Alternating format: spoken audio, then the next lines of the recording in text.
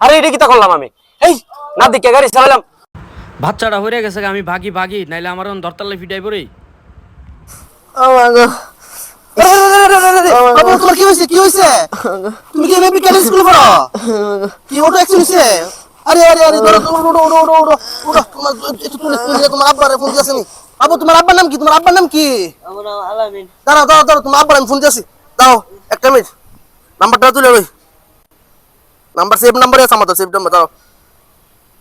Hello আসসালামু আলাইকুম। ওয়ালাইকুম সালাম। আমান ভাই নাকি? জি জি ভাই আপনার ছেলে কি এমপি ক্যাডেট স্কুলে পড়ে? জি। ভাই ওই একটা দুঃখের বিষয় ভাই। কি দা ভাই? আপনার ছেলে অটো বাড়িতে ফেলাই দিয়েছে অ্যাক্সিডেন্ট করছে। আই হাই রে ভাই কি দেখো? এমপি ক্যাডেট স্কুলের সামনে আসেন। ভাই আমি আইতাছি ওক্ষুনি আইতাছি ভাই। আচ্ছা ভাই আচ্ছা আমার সাথে আছে আয়েন টেনশন করবেন না ভাই টেনশন করবেন আচ্ছা না। ভাই আইতাছি। আসেন ওকে ভাই ওকে আসসালাম। তোমার বেশি ব্যথা লাগতেছে? আচ্ছা তোমার আব্বু আসছে দাঁড়াও আসছে। আরে রে ভাই এই যে আমার কোটো টেবার কো। অটো নাম্বার তো বাইক আছে হেদিক দিয়ে সেরা। আই হাই আরে আপনার ছেলে আপনার ছেলে বাড়িতে ফেলাইছে। আই হাই ডাক্তার ধরে যাও।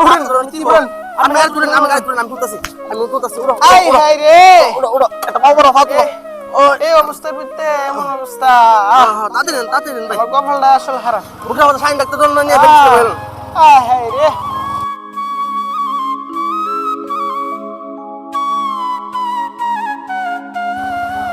দেইস তুই যে সিনুসনি বুঝছিস নি অটো কয়েকটা আছে কোন দেইস গেলাম সিনুসনি তারে দেইস বুঝছিস নি এনগুলা মোটু কয়েকটা আছে বুঝছিস নি দেইস দেখছেন তো ওই অটোটা নি কোনটা এটা নে এটা না তো কোনটা ওই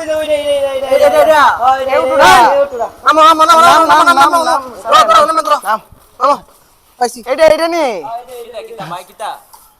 তোরে সেদিন লাগাই দিছিল আরে আরমান ভাই না আপনি তো সেদিন ঘটনাটা তা ছিল আমি ঘটনাটা আমি অ্যাকশন করার অবস্থা আমি লাগাই দিছি এই বারে এই গাড়ি এরকম কালারের গাড়ি আছিল এটা বারে এর গলা লাগাইছে কি তাতে না আসলে তো হিরোইন ছিল না এই তুমি নামো নামো এই যে হারা অ্যাকশন করে গেছো কেন বলা হইছ না আরে আমি আসলে এদিন আস্তে আস্তে গাড়ি চালাইতেছি বাবুরা দুটা এগার তোলে হয়ে। তুমি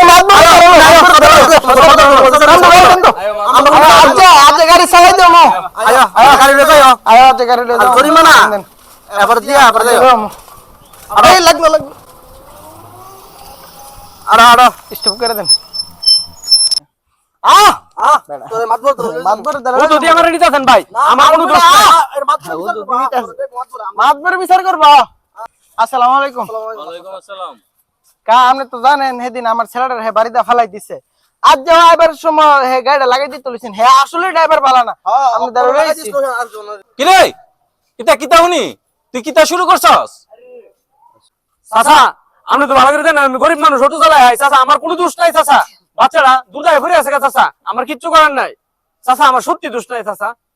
এ তুই কস তোর দোষ নাই ছোট বাচ্চাটা তোর অটোর তলে হয়ে আছে বাচ্চাটা তুই ফুচ্চা ভাইচ্চা ডাক্তারের কাছে নেওয়ার দরকার আসলো না তুই নিলে না করে দোষ নাই কেমনে তোর তুই আবার ফালাই দিয়ে বাচ্চাটার গেছস গা আমি কি তো সুর স্যার আমি তো এই গ্রামের ওই আমি বাচ্চাটা কি ডাক্তারের কাছে নিলাম নইলে এর হাজার হাজার বেডে এটাই পড়ছে পুলার বাপ যে যদি বাপে হুনে আমার আধা মারা করলে ফিটটা আমি ডরে গেছি চাচা। এ বেটা ফাজিল আবার গলা বাইরে আছি কেন তুই এলাকার ছেলে গরিব মানুষ অটো চালায়া ভাত খাস আলামিনে কিন্তু তোর নামে আমার কাছে কোনো জরিমানা দাবি করছে না তবে তোর একটা শাস্তি হওয়া দরকার।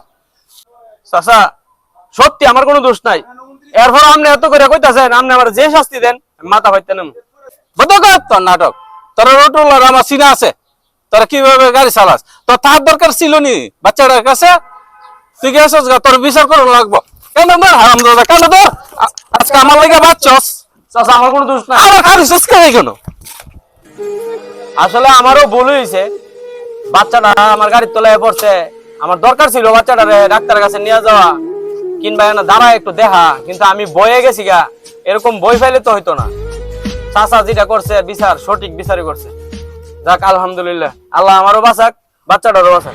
এই মর্মান্তিক ঘটনাটি এমএমপি ক্যাডেট স্কুলে একটি আরিয়ান নামের বাচ্চার সাথে হয়েছে।